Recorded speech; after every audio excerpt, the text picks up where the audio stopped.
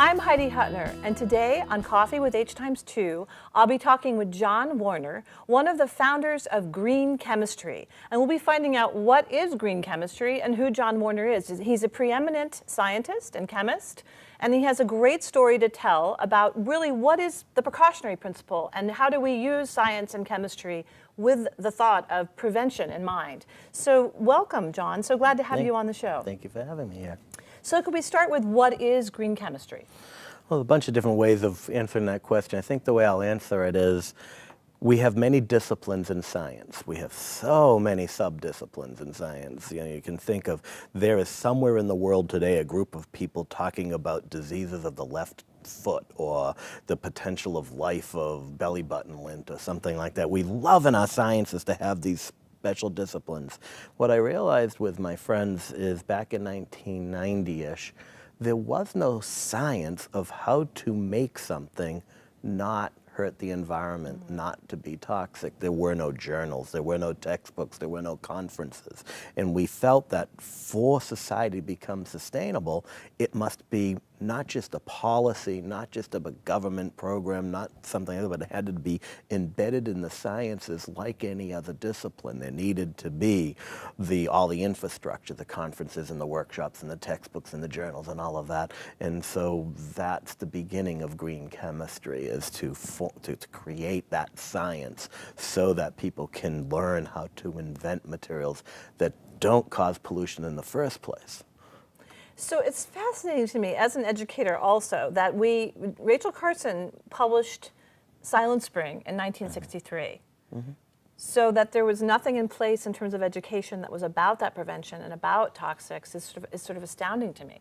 Well, what there was is there's been the fields of environmental sciences for a very long time where people would go out into nature and measure toxics and measure pollution, come up with ways of monitoring toxics, monitoring pollution, coming up with ways of coming up with laws to regulate toxics, to regulate pollution.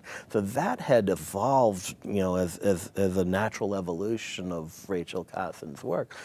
But for some strange reason, no one said, but gee whiz, how do we just invent materials that don't cause pollution in the first place? Mm-hmm. And it's one of those things that once stated, it's so obvious, mm-hmm. but you scratch your head and say, well, what took so long? Why was it that it needed this catalytic event? And so when, you know, Paul Anastas and I, we wrote this book, Green Chemistry, Theory and Practice, it's not that astounding of a book. Any chemist that opens it up just nods their head and goes, yep. It's just a very simple, basically it just happens to be we put the book together at the right time at the right place. It certainly was the right time. Yeah. So you have a very interesting personal story. Yeah. What brought you to this? Oh, well, the history of this is a little bit crazy. So I'm not someone who grew up with test tubes and beakers and wanted to be a scientist. I come from a very blue-collar family of carpenters, plumbers, electricians, first-generation college student, and I actually, went to college as a music major. I got a D in high school chemistry, had no interest whatsoever in the sciences. And I had a group of friends, and we had a somewhat successful band, ironically, called The Elements. Okay, and so it had nothing to do with chemistry, I promise you.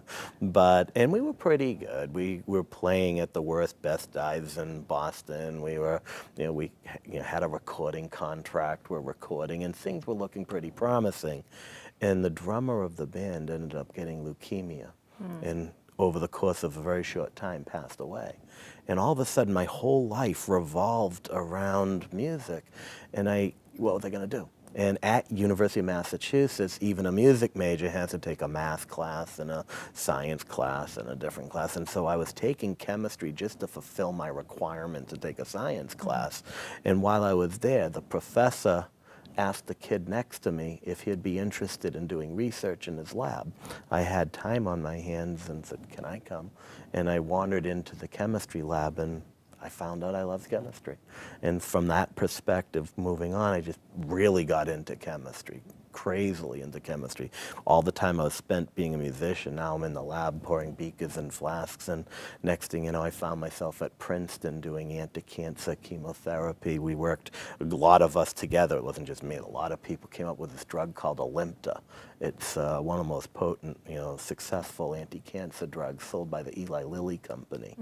And I thought I was going to go into cancer research. I figured I'd go into academia, but out of the blue, a corporate officer from Polaroid, the photography company, hires me to work in exploratory research at Polaroid. What is a medicinal chemist going to do at a place like Polaroid?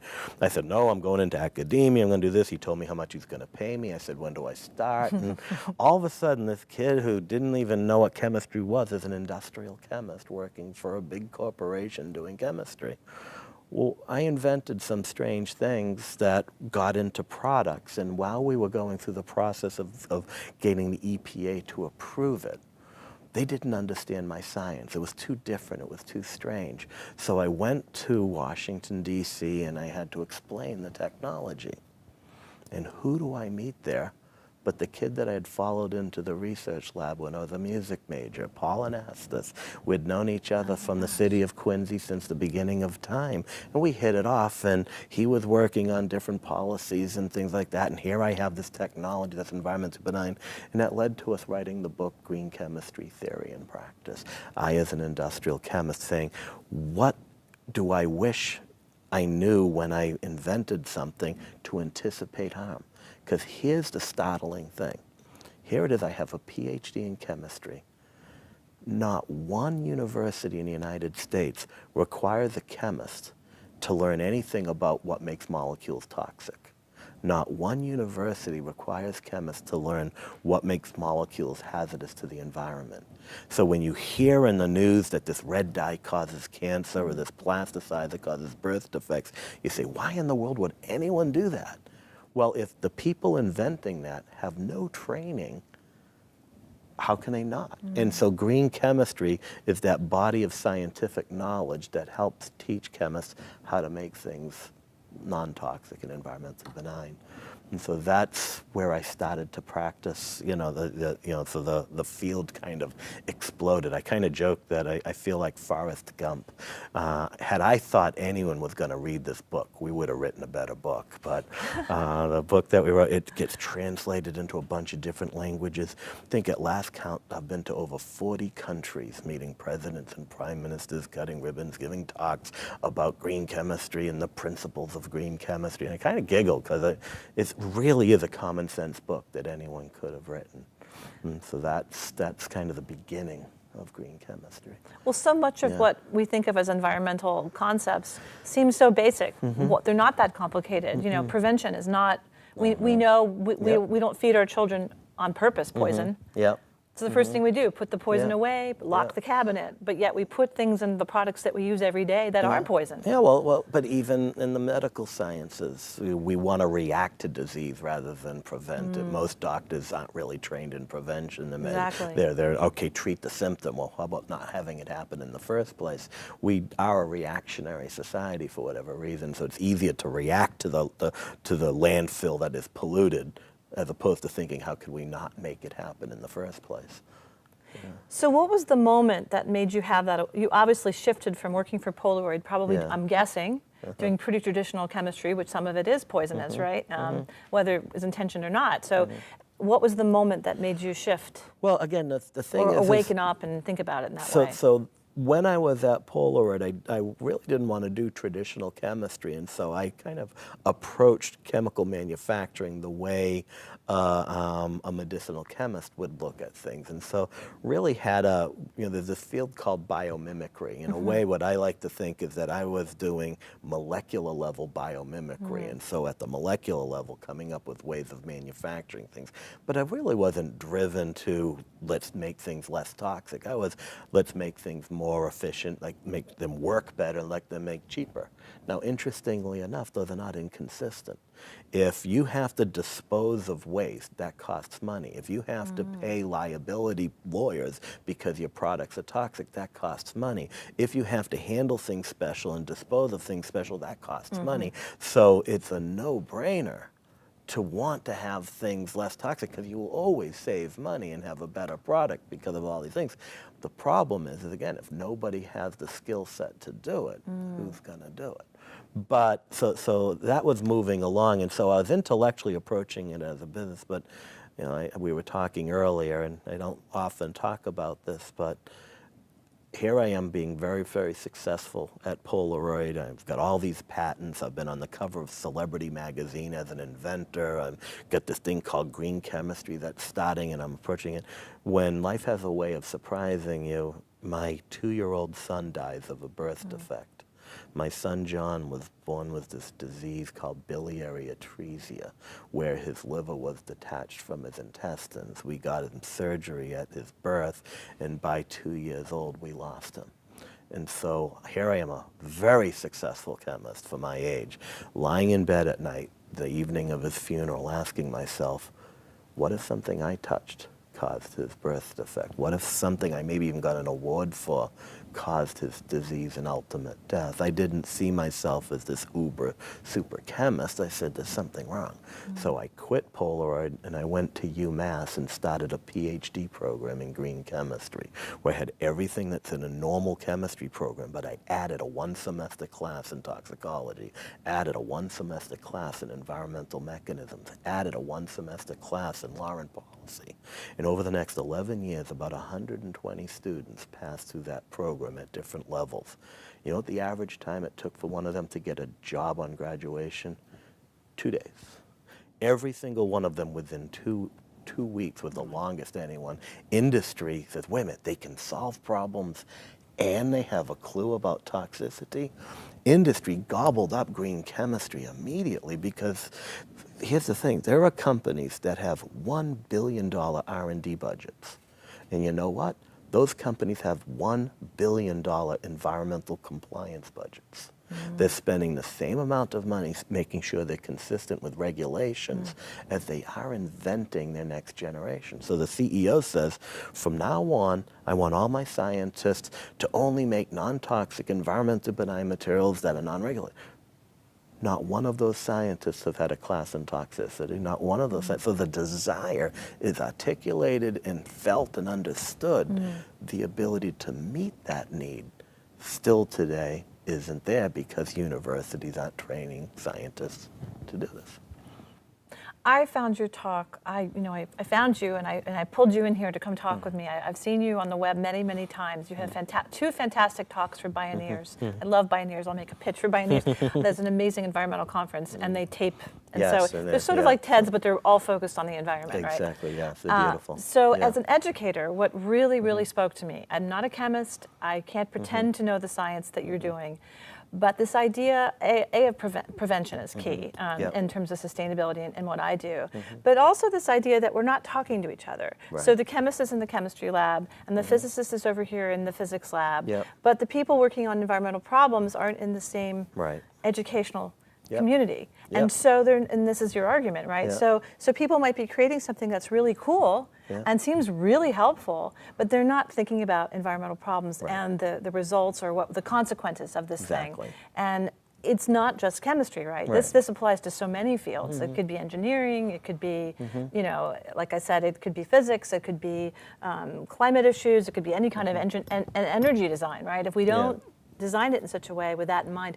And so that's what I love about what I do, is that we learn about all the environmental problems. And so whatever my students then bring to the work they're going to do in the world, they have an awareness. They know sort of there's a consequence. And it's actually kind of indigenous thinking. It's thinking that the 7 generations ahead. Of course. Right. Yes, so what I do has an impact 7 generations down the line, and I have to be aware and think about that. So, you know, again, the chemistry piece for me, I can't understand exactly what you're doing, and I greatly admire it, but I love the educational piece, and I think it should speak to every educator. And I think what you're doing is really revolutionizing our sustainability education, our environmental education. No, it's amazing, and you're very selfless in doing it. So you're sort of going around talking to universities all over the world. Trying, and again, the idea is to just, all I'm asking is for them to look at their curriculum and add. It doesn't have to be a standalone class if they want to integrate it to other classes, but find a way that no student graduates not being exposed to some of these skills, you know, because, and you're absolutely right, it's not creating the knowledge. There is a field called toxicology. There's a field called environmental health sciences. People are generating papers and information on all these things, but interestingly enough, the people who make molecules are unaware that they exist. Right. And so it's how do you form that conduit? And if you look at Sutem, was Da Vinci an artist or a scientist? Was Galileo an artist or a scientist? We didn't really have these definitions. And then around, if you go to a journal article in the, say, 1900, if a scientist was doing something, they made it and then they studied it. They did both, making and studying. That was what it meant to be a scientist. And then at some point, we separated. And some people became makers of stuff, and they made things, and some people became makers of knowledge. They studied things. And that became two different paths, the synthesis of materials and the synthesis of it. Then Rachel Carson publishes Silent Spring. And Silent Spring talks about environmental impacts. Well, which road do you think that went on? The studiers of things and the makers of things just got further and further apart. And so now, if you go to a university, the professors and the groups that are making things, they're furiously and feverishly making plastics, making polymers, making materials, doing things, and the people studying things, they're not even going to the same seminars, they're not taking the same classes, they're two very different cultures. And all I'm saying is, hey, come back together again. Have a conversation. Yeah. Learn from each other, you know, and we'll all, and what's really interesting is a lot of people think that doing green chemistry inhibits creativity. They see it as a set of constraints. And I'd argue it's the exact opposite. If you apply principles of green chemistry to discovery, it actually opens up innovation and creativity. And so it actually accelerates time to market. So it's a very practical approach. So you're working on a book right now, or you have a book that's about to come out. You're in some stages of that. It's not in print yet, but it's almost there. So tell us about your book. So Island Press is publishing, and it's called The Missing Elements. And essentially, it's almost like your band name. Yeah, exactly. Well, that's in a way. My friend that died is the missing element, so that's actually not ironic. And my son is a missing element in my life, and so I've kind of tied up that whole concept of there are aspects of what we do in life that is missing, and until we fill those gaps, we can't be on a sustainable path. And it's not a simple soundbite, it's not a bumper sticker, it's something that takes a while. We have to think about it, we have to work together, so we have to look at how we do chemistry, how we learn chemistry, how we invent chemistry, and how we manage chemistry. There's no simple solution. Those four aspects have to come together, and there's missing elements in each component there. And so I kind of just go on and on about how to do that. And is it for the general reader, or is it for chemists? No, it's probably overly ambitious to say it's for the general reader and the chemist. Okay. You know, and because if I was talking about something deep in chemistry that chemists had been studying in the classes all the time, and I wanted it to be for the general public, that'd be a hard thing to do. But because chemists are not talking about toxicity or environmental, they are the general public when it comes to this subject, because it's absent from their curriculum. That's very interesting. That's a really good point. So someone else on our show, Dr. Robert Bullard, Bob Bullard, the father of environmental justice, environmental racism, he actually said people are too impatient, that these changes take time. So in a way, you're saying the same thing. Yeah. It's recognizing the way science works, and more importantly, the enemy of the excellent is the perfect. While things do take time, it's an interesting phenomenon. If I were to go to a science conference and give a traditional science talk, everyone would clap at the end and they would ask me traditional science questions. If I gave that identical talk, did everything the same, but at one moment casually mentioned, oh, I used water instead of methylene chloride because it's more benign, I promise you, every question after that talk, well, why did you do this? Isn't that toxic? Isn't that bad? Isn't that bad? So by saying I'm trying to do that, everyone finds what I'm not doing enough of. And if I don't say it, no one asks. So any company, any organization that says we're trying to do something to protect the environment, everyone attacks them for what they're not doing instead of celebrating what they're trying to do. And because this is so early in the game and we know so little, we need to celebrate whatever little victories from whatever motivation they are. Any advance in this space has to be celebrated and encouraged, but more often than not, because we're impatient, that's not good enough. So if you don't talk about it, we won't bother you, but if you actually go out on a limb and talk about it, you better do everything and be perfect, because excellence not good enough. And there are people suffering across the world. We've got cancer rates, we've got birth defects. Anything we can do to help that sub-perfect, I'm going to support. Absolutely. Yeah. So you have some interesting products, if you could talk about. One is the hair color, which I find fascinating. Actually, I have a friend working on a book about letting her natural hair grow in so that she's all gray. But you have some solutions for that are not toxic. Yeah. Again, it's the Institute is this wonderful place. So my business partner, a guy named Jim Babcock, understands the vision, and we've created this beautiful chemistry lab. It's 42,000 square feet with every piece of research equipment you could possibly imagine under one roof, and 30 of the most bright, beautiful chemists and scientists you can imagine. And we just invent stuff. We don't publish papers in journals. We don't speak at technical conferences. We've kind of abandoned the typical academic trappings and just focus on making things and inventing things. And so we have an ALS drug in clinical trials, a cancer drug in clinical trials, a hair coloring technology, an asphalt paving technology, a formaldehyde-free wood composite technology. So we just invent stuff, and it's really fun. That sounds like a lot of fun. It is. Well, tell us about your hair product. I mean, that's something I guess as a woman I relate to. Okay. So, and I have a lot of friends who have issues with it, with beauty products in general. Okay, so this has been commercialized. It's been a year now that it's on the market. It's called Airprint. Just like you have a fingerprint, you have a hair print, and this technology is not a dye. It doesn't color your hair. It restores your hair to the color it would be had it not gone gray. And so what I discovered is that as we grow older, the cells at the base of our hair stop making the molecules that color our hair. But interestingly enough, we all make the same molecules.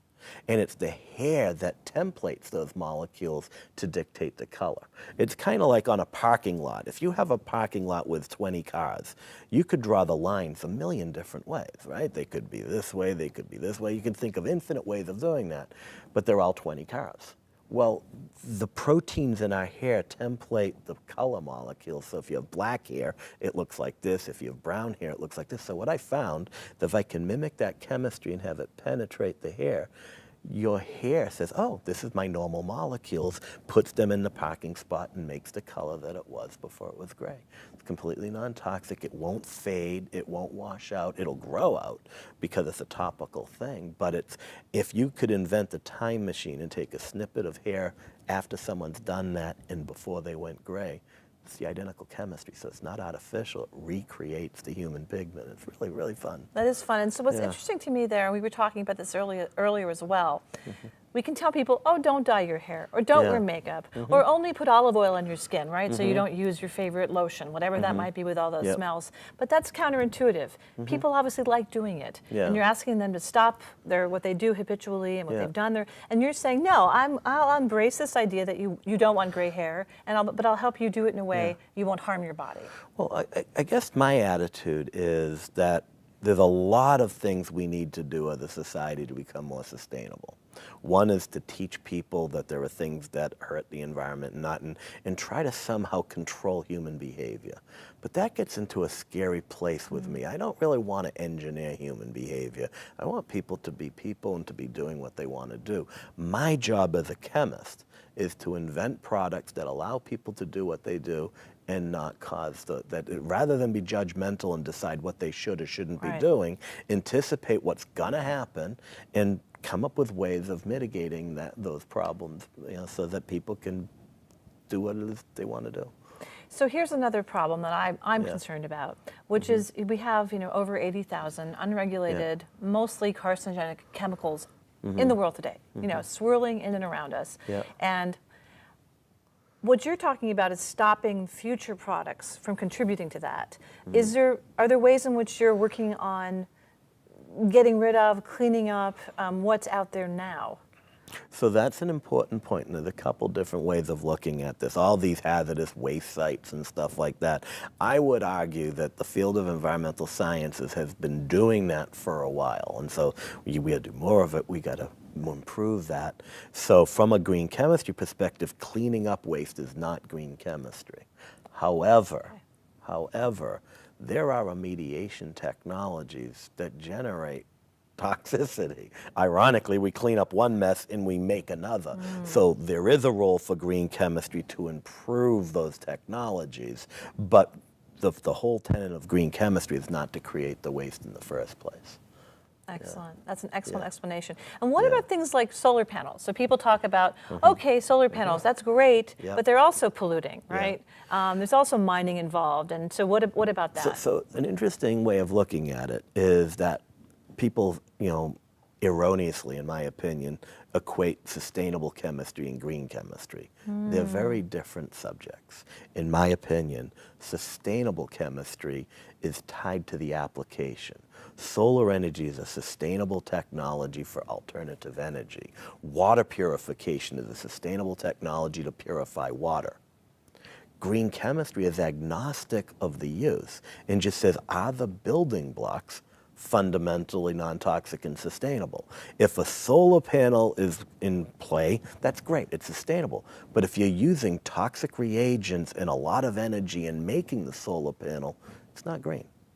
It doesn't mean we shouldn't do it, it just means we have more work to do. If you've got a water filtration device and you're using toxic materials to synthesize the membranes, we need the purified water, but we still got more work to do. So green chemistry is about the building blocks. And so I see the world in two different ways. There are people who design products, and a designer of a product must use materials that are available to them.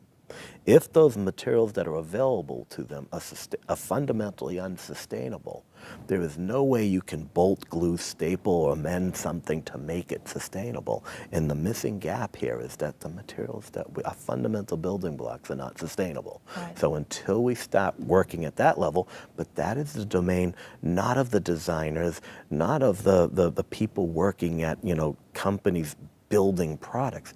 It's the chemistry, and that's where we need to focus our energy. And so and so we got to go hand in hand. We need to design, but the materials are not designed; they're made in chemistry. That's just an amazing argument. And so then I remember hearing in one of your talks, you spoke about it's much harder to get things off the market. Once they're on, we all know this, right? Legally, they'll go through years of battles, right, to get something toxic off the market, and then of course, by the time you've done that, there's something else that's toxic to replace it. So, well, see, that's where we are. I feel very strongly that we need to change the way we handle materials in commerce. Now, to begin with, if there are estimates of 80 to 100,000 molecules in commerce, I suspect, all right, that the vast majority of those are safe. Okay, we don't have 100,000 toxic materials out there. We have a very small number that are actually bad, but who knows which ones those are? We don't know what ones they are. But the number is probably not as huge as and the problem is we keep going at it the wrong way, in my opinion. We keep making lists of bad molecules. And the problem is that while I can understand for a consumer that's good, avoid this molecule, as an inventor, what does that mean? If you tell me not to use molecule X, okay, well, there are 100,000 minus X molecules, that is not X. So you're telling me just by replacing it, so okay, I could use strychnine, that's not X. Okay, I can use, arsenic, that's not X. So this model of telling people what molecules not to use leads to all these unfortunate substitutions. What we really should be focusing on are what are the tests? Why do you not want me to use X? Well, because in this assay, this is a result. So what you should be telling me is, here is an assay that I want to make sure you perform well on. Not don't use molecule X, because that's not really telling me how to invent a new product. But what we keep doing is making these nasty lists to avoid, and that doesn't help invent. And history is filled with the replacing technology being just as bad or worse. So I really feel there are three approaches, three elements of safer chemicals policy. The first one is to stop making lists of bad molecules and stop making lists of good assays. Tell me what assays and tests to use, and when I invent something, I'll use it.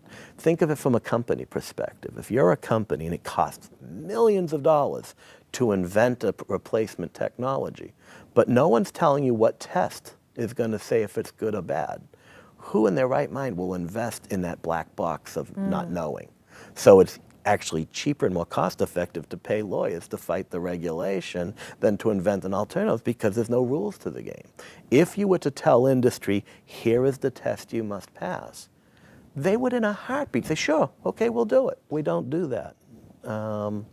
And so that's problem number one. Problem number two is we focus on ingredients instead of finished products. And I think that gets us in big trouble, because ingredients go away in manufacturing and new materials appear. So when you look at a list, we just heard of a very, very well-known safe cosmetics line that, oh my God, a molecule is in it and it's not listed in the ingredients.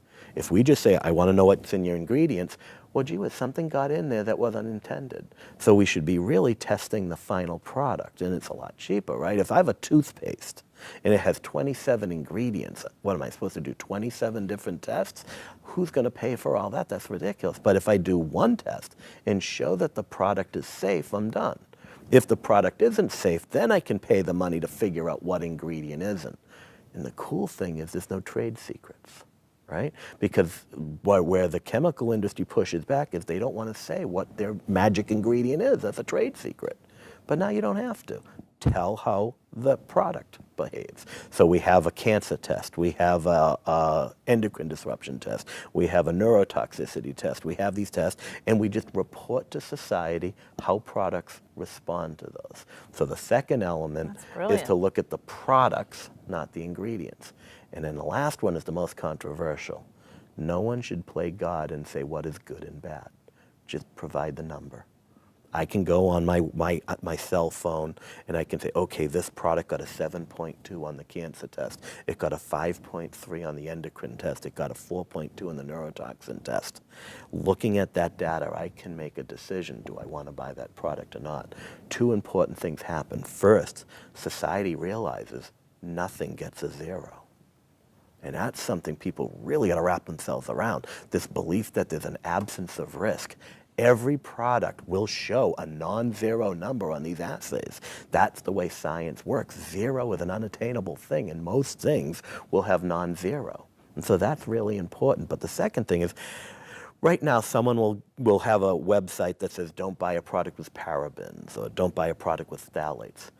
I could just be told, don't buy a product that gets a 7.2 or greater on this or a 4.3. We can still inform the consumer, but do it in such a way that the inventors now know the targets. Okay, everyone doesn't like 7.3, so I can go in the lab, I can make something, I can test it, I've got a 7.5, go back, do it again, got a 7.4, go back, I got under 7.2, yay, now I have something to invent against.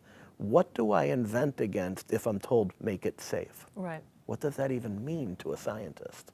So until we translate this into something that is actionable and inventable, and so that's where green chemistry comes in, is trying to find a way. And so these three elements of safer chemicals policy is my bizarre and unique way of looking at what I feel we should be doing. And do you think this is possible? It's a great idea. Do you think it's possible to get this numbering system in place? I would say it is no more difficult than what we're trying to do now. I have been on committees where people will spend years saying we should put this molecule on the list, and other people saying we should take this molecule off the list. And so we spend years debating a subset of 10 or 12 lists. And like you said, there's 100,000 molecules. We're going to have a long time going through 100,000 molecules. Right. the number of assays out there is a heck of a lot smaller than the number of molecules. So you can debate, this is my preferred cancer test. I can debate this preferred. But once we settle that debate, we got all the molecules. And we can regularly revisit those tests, but it just seems a more faster track to getting to something. Yes, there are a million reasons why this is hard. There's a million reasons politically and just from inertia that this is difficult. But what I find is when I say, okay, can you suppress your disbelief that it's attainable? If it were attainable, is it good? Most people say, yeah, but I don't believe it's attainable. I'm like, well, okay, wait a minute. Let's first agree we should do it, and then get rid of those barriers to attain it. Yeah. It reminds me a little bit of the EWG, Environmental Working Group. Yep. So EWG, which has a website that I love, that's Environmental Working Group, the cosmetics database. Yep. I send many of my students there because I want them to know what they're using on their bodies, and at least they have a choice then. Yep. I want to use that thing that smells so great, but you should know that that's a carcinogen, right? Right. But they have a numbering system like you're describing. Yep. I mean, that works for me. It's much clearer than knowing what each chemical means. Right. The problem with something like that, and I agree, it's a great system, but it's only reporting the numbers that they know. Oh. And so when you look at a list of things, because no one is systematically testing, it's just what they can find in the literature. And so there's gaps, and what do you do with those gaps? So I wish we could set up a criteria and say to companies, here are 8, here are 9 tests that you should do for everyone. And so if you think about it, it's not unlike how we handle going to a grocery store. Right? If you pick up a product in a grocery store, it has a list of ingredients. It says how many calories, how much protein, how much fat, how much carbohydrates. There's all these different diets. One person may want to do, all protein diet. Someone may want to do all carbohydrates. One may want to do a equal mix of different. We don't say good, bad in the grocery store. We just give the information for someone to do what they want to do. And I think we need to do that with toxicity. If I lost a loved one to cancer, and I say, I'm not going to buy a product with a carcinogen in it, and I have 3 products, and they all have problems. One has a potential for this, one has and I choose that I'm not going to get the carcinogen. I'm sending a message to the market that, hey, the sales are going down here, and inventors are going to invent better materials for the right reason. So I want to ask you a very simple question. Yeah. So I'm a woman, which I am, and I want to buy lipstick, for instance.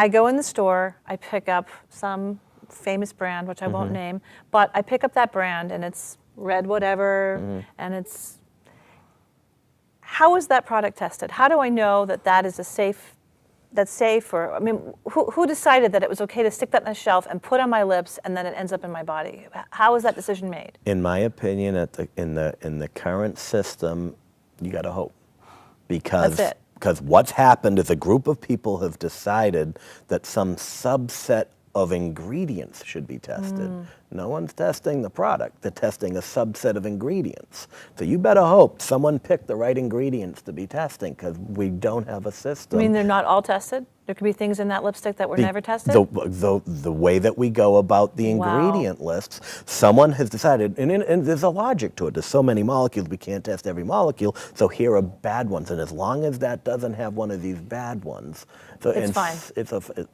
And obviously according that's not true. To the industry, exactly. And so, like I said, there's what's been put in the product or what gets transformed during the manufacturing process, right? Chemistry happens as a product is manufactured. Ingredients vanish and new molecules appear.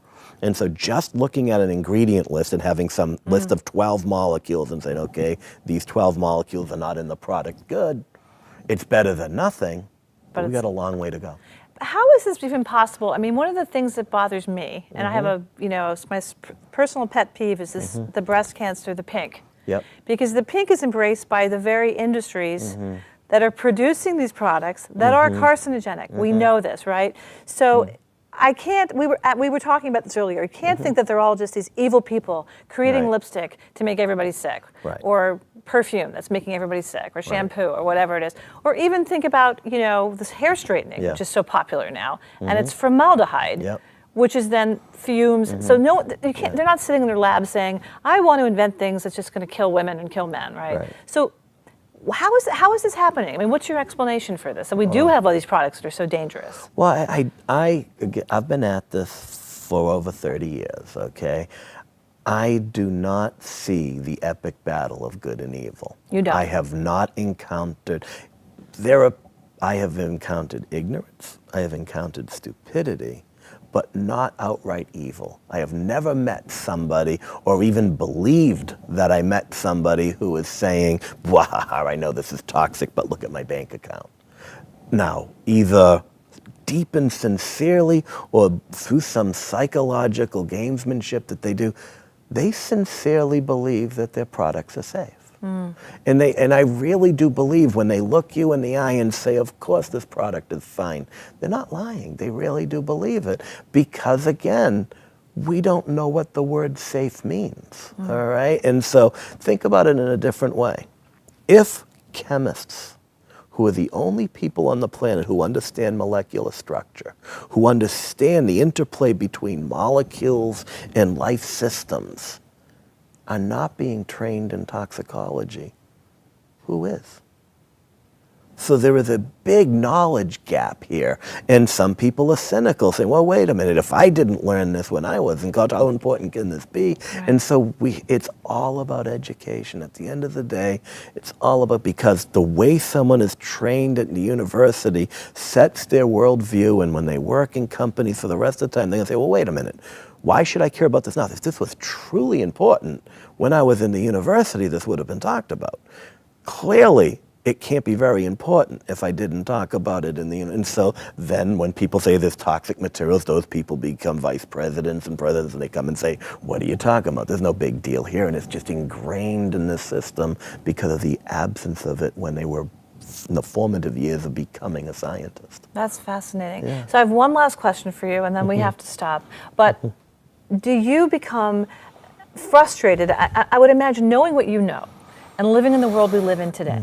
So you're living with your family. I'm guessing you have a house. Maybe you don't, but let's say you have a house and you have your lawn. I know all around me, I can see what's going on people's lawns, and I just want to tear my hair out because, you know, I know what that product is doing, and I know it causes cancer, and I want to run across the street and say, "How can you put that on your lawn? Your dog is going to get sick. Your kid may get cancer 10 years from now." So do you feel that frustration? So it's an interesting, I think I can answer that. So I was on Tom Ashbrook a few years ago, and I could feel the pain of all the callers coming. Is this toxic? Am I hurting my children? Am I hurting? We're inundated with all this stuff. And then the next day you get this guilt, this, "Oh my God, all this stuff that I'm doing to expose my family, and oh, what a horrible person." And the way I look at it is the following. 99% of our impact on our health and well-being is what we eat. All right?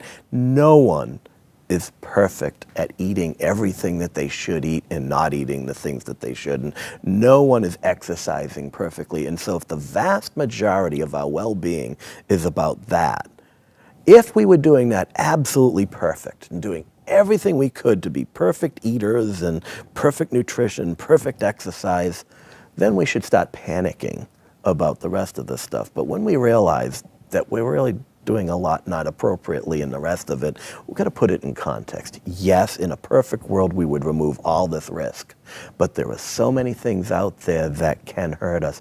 The last thing we want to do is live in a little bubble, terrified that everything we do hurts, because once we believe we can't do anything, that it's too big of a problem, we recede and stop doing anything, and that is the worst of any outcome. So yes, everything we do can be improved, but we will never be in a world of zero risk, okay? Every activity that we do, at some analysis, it has impact negatively on something else. It's just the way, the fundamental law of thermodynamics. And so we can't believe that there's a zero risk world. And so as long as we, and that's, at the end of the day, you know, a lot of people talk about this and it sounds hokey, but we got to believe in a positive future. Once we lose that, everything else is lost. I completely agree with that. So just to sum up what you're saying, just to make sure I get it right, it sounds like what you're saying is, you know, we are just do better, work on the education piece so that people are thinking preventatively when they're on the creating end. Yep. The creators need to be aware Yes. of this, which is what you're doing, and you're spreading Yeah. this word far and wide. And we're seeing sustainability education everywhere. These programs are popping up all over Yep. the country. They didn't exist 10 years ago. So many of them are, or Yep. most of them didn't. They're Yep. really very new. Yep. Environmental studies was around, but Yep. still this is very new. And the fact that it is so popular and that these programs are really a positive sign. And if we eat well and take care of ourselves, much of these issues can be taken care of. Yeah, and unless, and that is just the absence of the panic, because we have, Right. our neighbors that have the skull and crossbones, they're doing something on their Right. lawn, and here we are doing everything we can, and obviously I've got a 3-year-old daughter that's, oh my God, and you can just completely become paralyzed by this information, and it is scary information, Right. and the last thing we can afford is becoming paralyzed. Completely agree with that. Yeah. So thank you for talking to me today. It's Yeah, just my enlightening, pleasure. and I Yeah. love what you're doing, and Thank you. obviously I Yeah. embrace it as a Yeah. fellow educator. Yeah, thank and your story is so powerful. Thank you. And we're just really so glad to have John Warner on. His book will be coming out soon. What's the title of it again? Called The Missing Element. The Missing Elements. I can't show it to our Yeah. audience because it's not out yet. I Yeah. don't think there's a I cover actually yet. have 3 covers on my cell phone. you The do? other day I'm picking between them. Yeah. Well, maybe if Yeah, you send it yeah, to us, we'll be yeah, able to post yeah. it later on my website. Yeah. You'll be able to watch this talk and all of my other talks on Coffee with H2 on my website, HeidiHutner.com. And we thank John so much for being on you. the show today. My pleasure. Thanks. Thank you.